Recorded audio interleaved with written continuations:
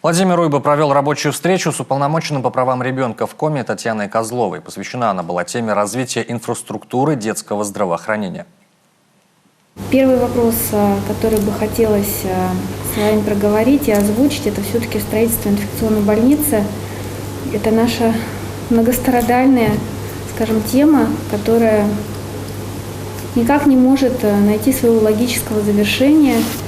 3 раза уже была сделана проектно-сметная документация, строительство этого объекта должно было начаться.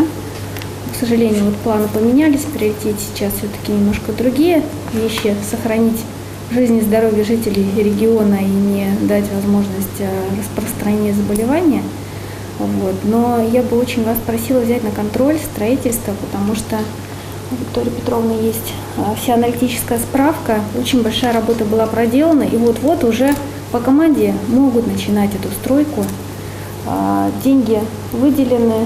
Объект включен в адресную инвестиционную программу Республики Коми. Его реализация предполагает 2 этапа.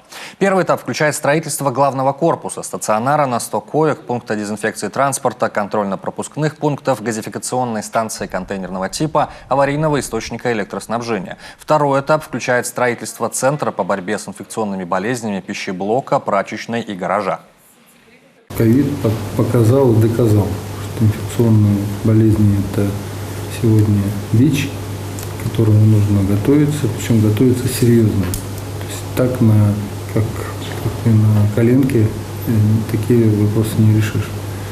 Причем, видите, уже вот эта пандемия показала, что инфекционная больница должна быть совершенно немножко в другом понимании, в другом формате, потому что это не просто инфекция, это инфекция с тяжелым поражением дыхательных путей. И в совершенно другом формате с реанимацией, в том числе с ИВЛ.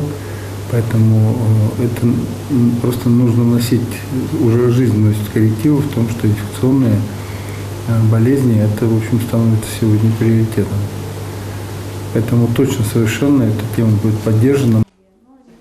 Временно исполняющий обязанности главы Коми и омбудсмен обсудили также проблематику, связанную с развитием детской паллиативной помощи, реабилитацией, лекарственным обеспечением несовершеннолетних, проведением генетических исследований. Рассмотрели они и вопросы строительства нового перинатального центра и подбора помещений под детское отделение Республиканской стоматологической поликлиники. Все они требуют системного решения, их распределят по приоритетам, после чего они будут реализованы, заверил Владимир Уйба.